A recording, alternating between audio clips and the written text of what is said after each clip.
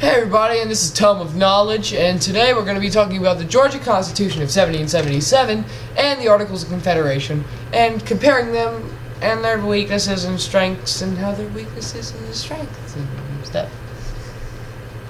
So, let's start out with the shortest one, which is going to be the Georgia Constitution of 1777, and it's just a brief little thing about its weaknesses and strengths, and yeah, I'm probably not going to be comparing them a lot. But, yeah. So, the Georgia Constitution, if you didn't know, was a constitution made in Georgia in 1777 for Georgia and stuff during the Revolutionary War. During the Revolutionary War time, actually. This is about the time that Georgia got really involved with it. The Battle of Savannah and, like, things like that. The Siege on Savannah.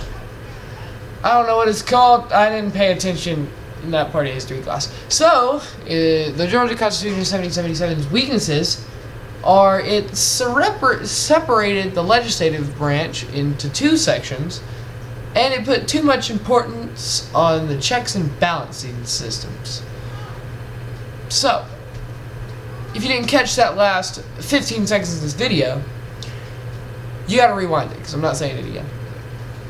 So, the strengths are that the Georgia Constitution of 1777 was that it guaranteed individuals the freedom of religion, press, and trial by jury, just like the First Amendment of the Declaration of Independence, which we now, first 10, are called the Bill of Rights.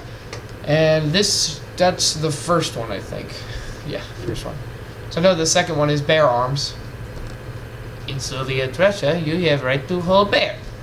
So, the Articles of Confederation is what we're starting on next.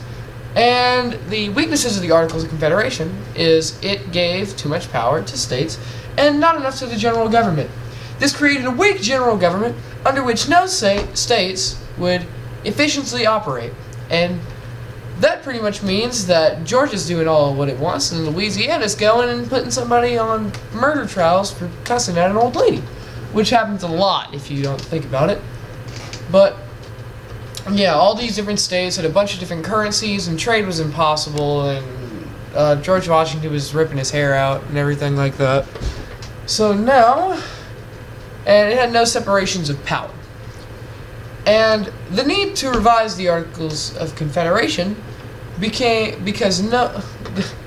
need to revise the Articles of Confederation because no laws could be passed for the need of approval of 9 out of 13 of the states, which is the original 13 colonies just after the Revolutionary War, which was impossible to achieve because, you know, people don't get along ever about anything. So, it also needs to be revised because the central government had no power to regulate commerce between states, which caused states to be in direct competition. Direct competition, which means for trade, money, all this other stuff, citizens. I don't know if they wanted citizens all that much. I know that nobody wants to go to New Jersey anymore because New Jersey's not that good. I've never been to New Jersey, but I've seen pictures. It doesn't look good. It kind of looks like poverty.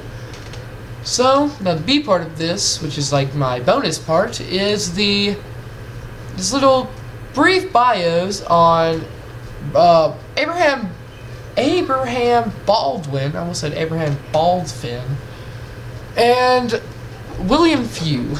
Not William Fu, that's what some people call them if they're stupid. So, Abraham Baldwin practiced law in Georgia in 1785. He sat in the Assembly of the Continental Congress.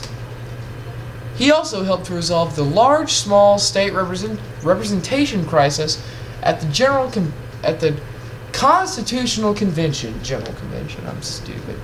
So, now, these are all in my notes. I'm gonna this isn't my notes, this is what I wrote down. I typed it. So, William Few, getting back to the point, William Few was also practicing law, and he was a politician in Georgia around the same time. He attended the Constitutional Convention as one of 6 state delegates. He also helped steer the Constitution past its first obstacle, approval by Congress. Another little bonus part, which you guys want. I don't know if I want it or not, because that's a lot of more research I had to do. For 2 bonuses, this one, which is my first episode of Tome of Knowledge. These are the only 2 out of 6 Georgia delegates that signed the first document.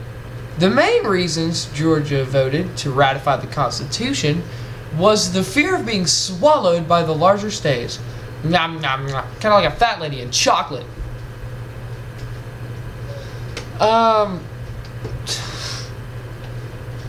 Georgia delegates also believed that we needed a Bill of Rights for the people. Georgia voted anonymously. I spelled that so very wrong. It's anonymously. That's how I spelled it, but I know what it is. Anonymously. To ratify the new Constitution on January 2nd, 1785. So, in wrap up, Abraham Baldwin and William Few were like law guys that signed the final document of the Articles of Confederation. But it was put in the Bill of Rights was Georgia voted to anonymously to ratify the new Constitution on January 2nd, 1785. And I talked about the Georgia Constitution in 1777 and the Articles of Confederation. So, yeah. This has been Tome of Knowledge with Banana Candies. I haven't played an outro yet.